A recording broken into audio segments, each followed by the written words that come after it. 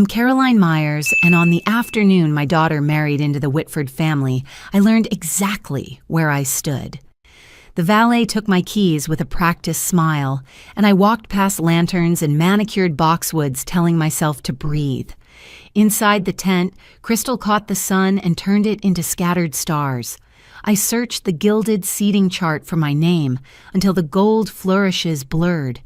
It wasn't there. A young woman with a clipboard offered to check with the bride, then vanished into silk and chatter as if I were an uninvited thought. Madison floated through the guests in lace, and light kissed my cheek and led me past the orchestra, past the fountain, past the laughter.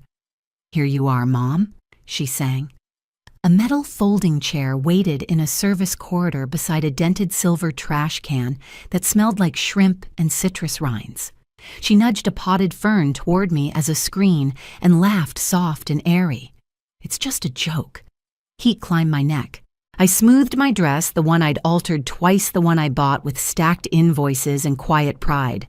A server swept by with a tray of champagne and didn't meet my eyes. I sat.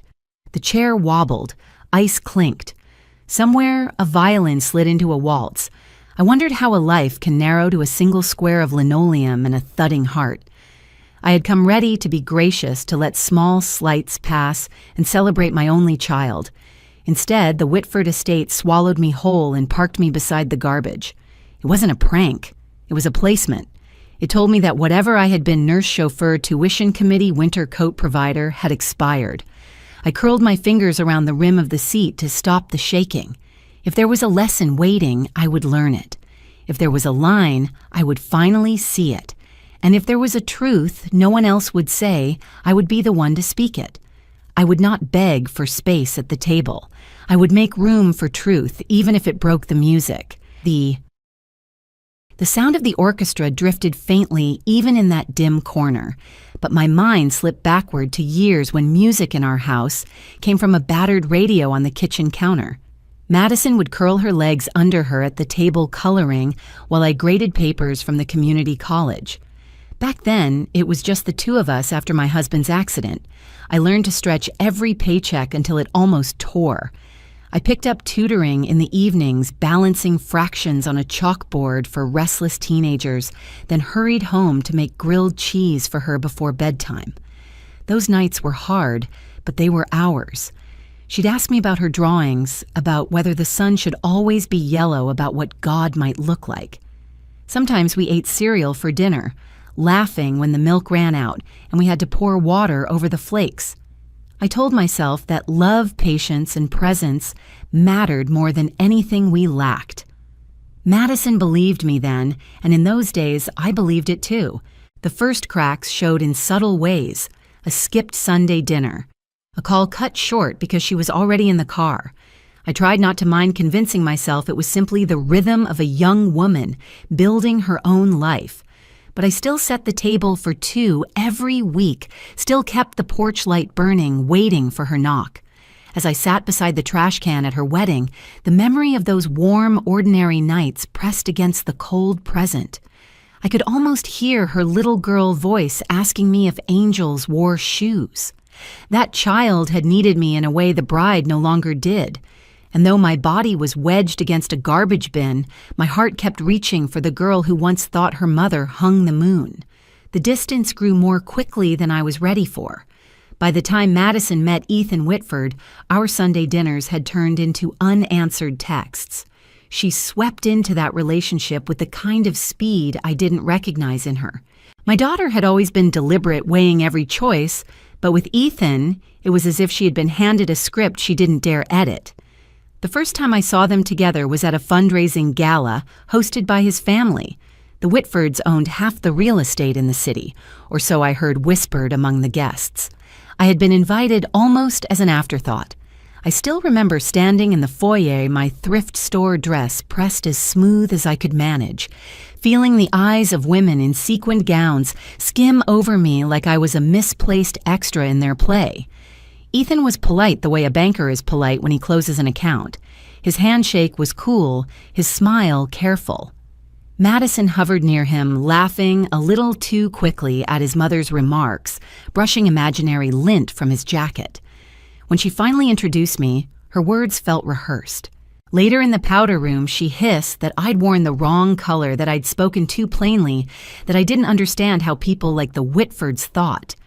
That phrase lodged in my chest. People like them. As if I were not people at all.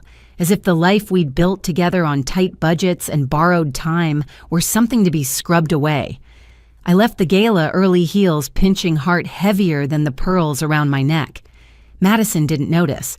She was busy fitting herself into a world that had no empty chair for me. Sitting at her wedding years later, staring at that silver trash can, I realized that the gala had been my first seat outside her circle. The engagement was announced barely 3 months after that gala. Madison called me on a Wednesday evening, her voice breathless, telling me she was getting married. She spoke so quickly that I could hardly place my congratulations before she hung up. By Friday, her photograph appeared in the city paper, her smile beaming beside Ethan's.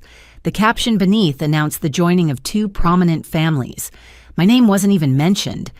I tried to stay gracious, offering to help with flowers, with invitations, with anything that might tether me to the day. Each time Madison brushed me aside.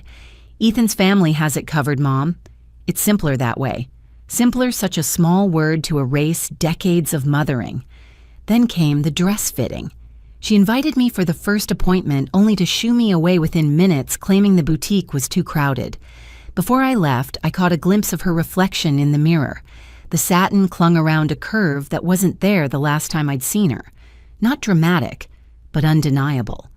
When I asked gently later that evening, she smiled too tightly and said 5 months along. We didn't want to make a big deal of it. The math sat wrong in my mind, heavy as a stone. 5 months did not match the timeline she wanted me to believe. Still, I bit my tongue. I wanted to trust her, to trust that she knew her own life better than I did. A few weeks before the wedding, I dropped by her apartment with a box of childhood sketches I'd found in storage. She opened the door with flushed cheeks and a phone still pressed in her hand. You had your chance, I heard her hiss into it before she realized I was standing there. Her eyes froze. Mom, you should have called. I left quickly, the box clutched to my chest, her words echoing louder than the street traffic outside. The wedding day shimmered with champagne light, but underneath it, I sensed a fracture. From my seat beside the trash can, I watched Madison glide through her reception like she had been born to silk and chandeliers. Her smile was perfect, her laugh arriving right on cue, with Ethan's mother's jokes, yet every so often her eyes betrayed her. They flicked past the guests, past the photographers, toward the far edge of the tent, where shadows thickened. That's when I saw him. He stood half-hidden near the bar hands tucked into his pockets, his jacket wrinkled as though he hadn't planned to be here. He didn't belong to the polished set of Ethan's friends.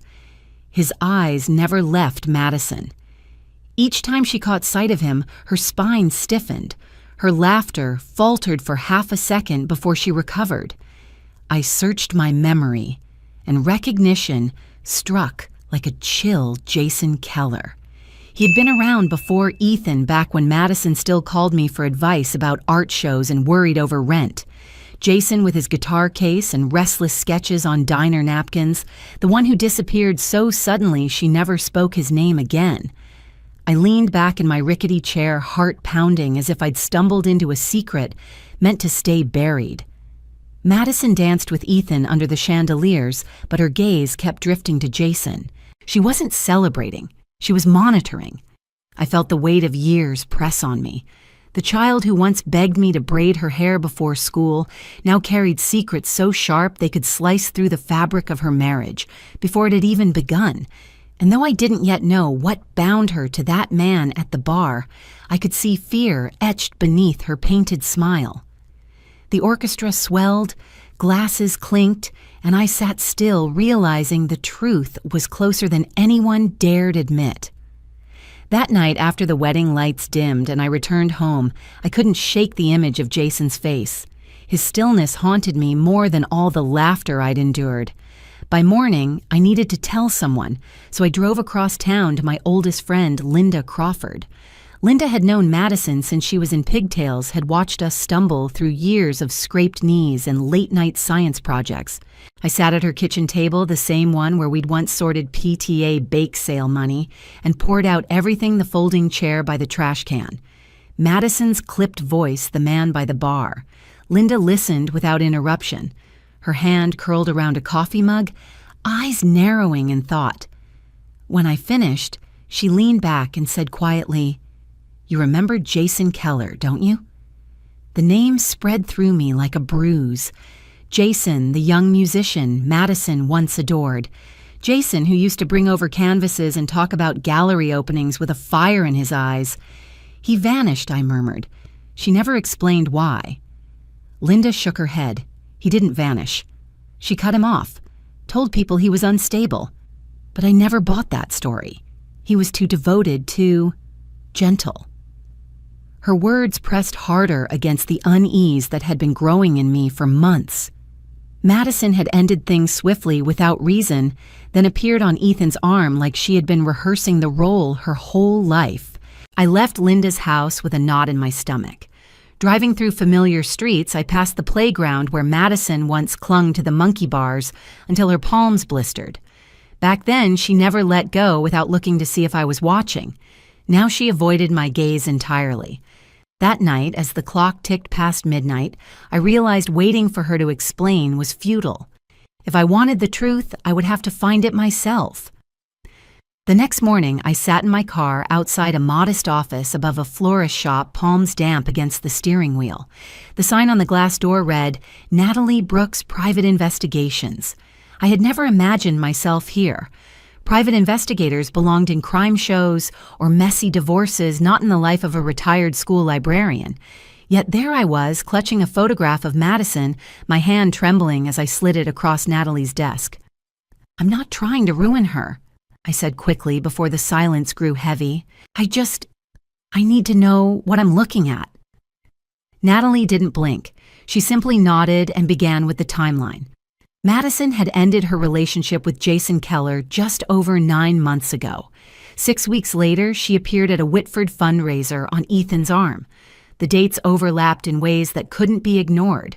Then came the detail that twisted the air from my lungs. Madison told me she was 5 months pregnant during the dress fitting, but the math didn't align. If anything, the pregnancy began while Jason was still in her life. Natalie spoke with Jason's family. His mother said he'd been heartbroken, convinced Madison was carrying his child when she left him. He never received confirmation, but he never stopped wondering. I sat, frozen in the office, humming with the faint buzz of a desk lamp. My daughter had built her future on deception. She had traded one life for another and carried the evidence inside her. Driving home, the streets blurred. I kept seeing Jason's face at the reception, the way Madison's eyes darted toward him. This wasn't a coincidence. It was the shadow trailing her down the aisle. I pulled into my driveway, shut off the engine, and whispered into the dark cabin of the car. "So that's what you've done, Madison." By the time the reception reached its peak, the music pulsed through the floor, and the chandeliers cast their glow over laughing faces. From my folding chair, I clutched the slim folder Natalie had given me. The edges dug into my palms, grounding me against the swirl of doubt and dread. I told myself to stay seated to let the charade play out, but every laugh from the crowd sounded like mockery, every toast like a hammer, driving me further into the ground. Madison moved across the dance floor with Ethan, her veil brushing against his shoulder. To the guests, she looked radiant, the picture of triumph. But I watched closer. Her smile wavered when she thought no one was looking. Her eyes always sought out the shadows. Jason lingered near the bar, unmoving, a silent reminder of the life she'd buried. I rose slowly, the chair scraping against the linoleum with a screech that drew a few glances. My knees shook, but the truth steadied me. I stepped forward, weaving through tables of startled guests. When I reached the center of the room, the music faltered as though the violinist sensed something shifting. "I won't take long," I said, voice clearer than I expected. but I have something everyone deserves to know." A hush spread. Madison's eyes widened a flash of panic, breaking through her trained composure. I opened the folder. First, the ultrasound dated weeks before she ever met Ethan. Gasps rippled through the crowd. Then I held up a printed copy of Jason's anguished post, 9 months old, speaking of what had been taken from him. The silence thickened, pressing against us all. I turned toward Ethan, then to his mother. "This wedding isn't built on love. It's built on lies. The child she carries is not his."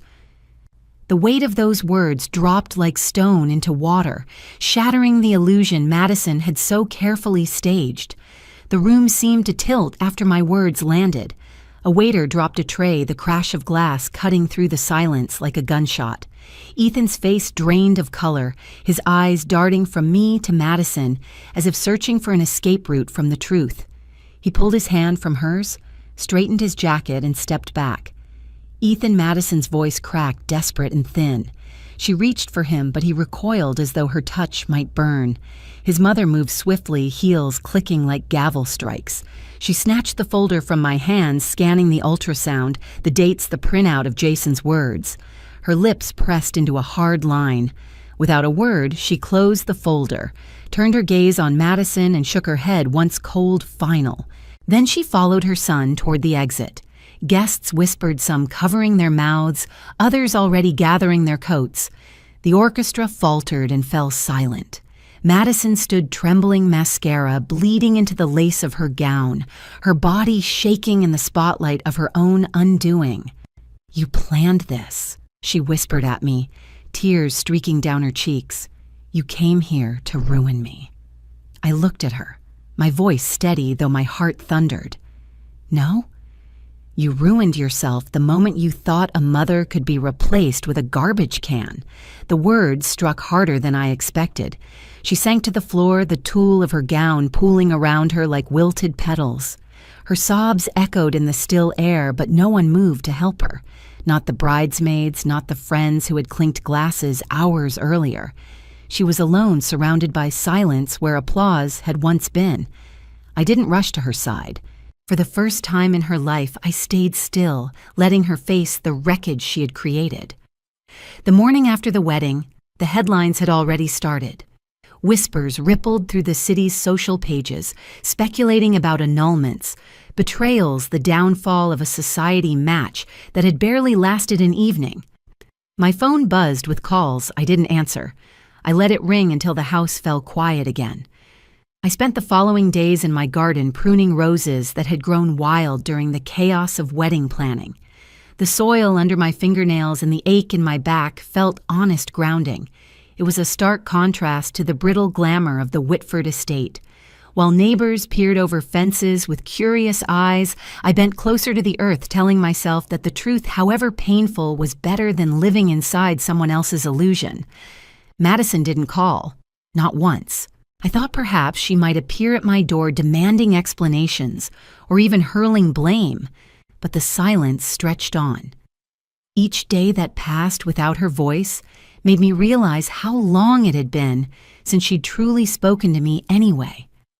I sorted through the remains of the wedding, a crumpled program I'd stuffed into my purse, still faintly smelling of spilled champagne. I set it aside, neither keeping it as a relic nor discarding it as trash. It was proof of a moment when the mask had been ripped away. Nights were hardest. I would sit by the window remembering her as a little girl pressing her face against the glass, waiting for fireflies. Back then, she believed in magic, and I believed in her. Now the gulf between us felt wider than the dark yard stretching past the hedges. Yet somewhere beneath the ache, a strange calm began to take root. I had not destroyed her life. I had simply refused to let the lie grow larger than the truth. A week later, the first letter arrived in my mailbox. The handwriting was uneven, the envelope plain. Inside, on a single sheet of paper, were words that steadied me more than any apology from Madison could have. "Thank you for telling the truth when no one else would. I'm filing for paternity. I want to be there for him. He deserves that much." It was signed simply Jason. 2 days after that came another envelope, this one heavier, cream-colored. The cardstock was embossed with Ethan Whitford's initials. I unfolded it slowly, bracing myself. "You didn't ruin my wedding. You saved my future. I can't imagine the courage it took to speak, but I'm grateful you did." His words were brief, but they lifted a weight I hadn't realized I was still carrying. I placed both letters in the top drawer of my desk, not to reread endlessly, not to frame, but to keep as proof that something good could grow out of wreckage. I did not feel triumphant, and I certainly didn't feel vindicated. What I felt was lighter, as if the truth had pruned away the rot, leaving me with room to breathe again. Madison remained silent. Perhaps she always would. Perhaps one day she would come to me, or perhaps she wouldn't. But I knew this much: I had done what a mother does even when it costs her. I had told the truth not out of spite, but to keep her from destroying herself and everyone else with the lies she clung to. In the evenings now, I returned to my garden, hands deep in the soil, listening to the quiet. The trash can, the folding chair, the glittering chandeliers, they all feel far away. What remains is my name, my truth, and a peace no one can take. Thank you for watching. If you enjoy these family drama and revenge stories, please subscribe and join me for more every day.